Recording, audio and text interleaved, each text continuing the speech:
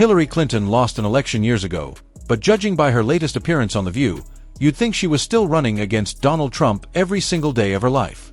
She walked out on stage with that familiar blend of polished confidence and buried frustration, and immediately Greg Gutfeld posed the question nobody else dared to. What exactly is the weight limit on that stage when it's holding Clinton, the hosts, and the baggage of decades worth of scandals? The audience might have hoped for something different this time. Maybe Hillary would talk about her hobbies, share her love for gardening, or even crack a story about adopting kittens. But no, predictably, she went back to the same obsession she's had since 2016. It was Trump again, the man who lives rent-free in her head. As Gutfeld put it, he doesn't just occupy her mind. He owns the whole building, the rooftop lounge, and even installed in-unit laundry. Clinton cannot speak without invoking his name, and Greg knew it was the perfect setup for a takedown. This wasn't just mild teasing. It wasn't polite critique. This was a full-scale roast. With the precision of a surgeon and the glee of a comic tearing into easy prey, Gutfeld dismantled Clinton's act piece by piece. Every smile, every consultant-tested phrase, every staged soundbite became fodder for his demolition. It was less of a critique and more like a wrecking ball smashing through decades of carefully constructed political theater. It reminded the audience that while Democrats love to brand Republicans as election deniers, Hillary was the original. She conceded the 2016 election quickly, yes, but then spent the next 4 years loudly insisting that Trump's presidency wasn't legitimate. Russia stole it. James Comey sabotaged it. Misogyny crushed her.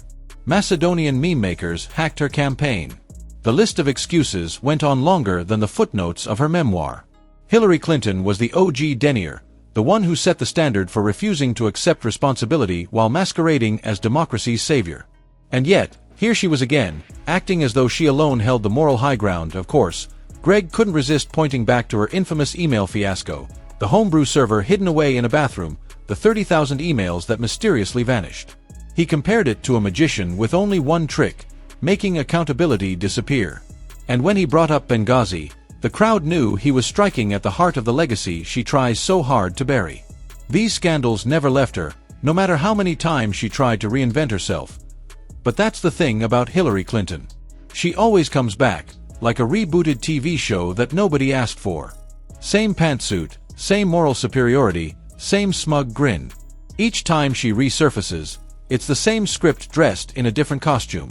Watching her try to connect with voters is like watching a VHS tape attempt to compete with TikTok, outdated, clunky, and painfully awkward. Her staged moments of relatability, whether it was drinking beer at a dive bar or riding the subway, looked as natural as a vegan wandering into a Texas barbecue.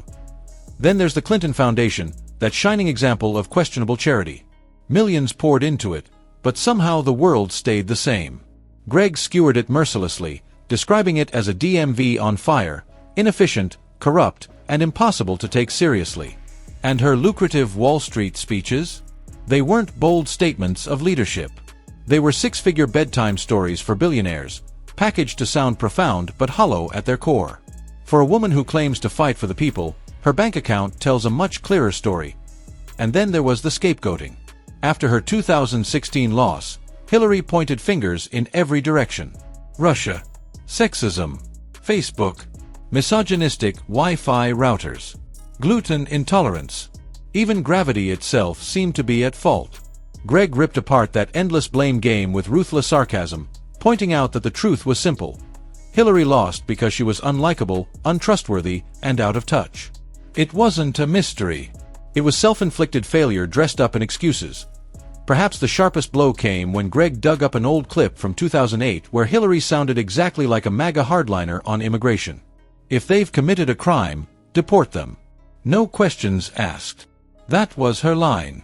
Suddenly, the woman painting Trump as a fascist sounded like his campaign surrogate. The hypocrisy was almost too rich to roast, but Greg still tore into it with glee. Clinton has also tried to reinvent herself as a truth-teller, a moral compass in American politics. But as Greg reminded his audience, this is the same woman who once claimed she and Bill were dead broke, while owning more property than a monopoly board. Her relationship with truth is as natural as a vegan at a pig roast, strained, uncomfortable, and wildly out of place. And if that wasn't enough, there's her uncanny curse. Every candidate she endorses loses. Every policy she pushes collapses. If Hillary endorsed gravity, humanity would be floating by lunchtime. It's as if irony itself put her on retainer just to prove that everything she touches falls apart. Greg didn't even have to exaggerate. It was funny because it was true. What makes Hillary's appearances even stranger is how they play out like performance art. She comes on stage, drops a few passive-aggressive lines, and smiles like she knows where the bodies are buried. Figuratively, of course. Probably. But Greg cut through that veneer, exposing her less as a stateswoman and more as a bitter HR manager with a grudge and a Gmail problem. Her speeches about protecting democracy land less like a rallying cry and more like a phishing scam disguised as a. The genius of Greg's roast wasn't just the jokes, it was the way he stripped away her image. He tore through her branding, shredded her talking points, and revealed the hollowness she's tried to conceal for years. Hillary became less of a leader and more of a case study in ambition without humility.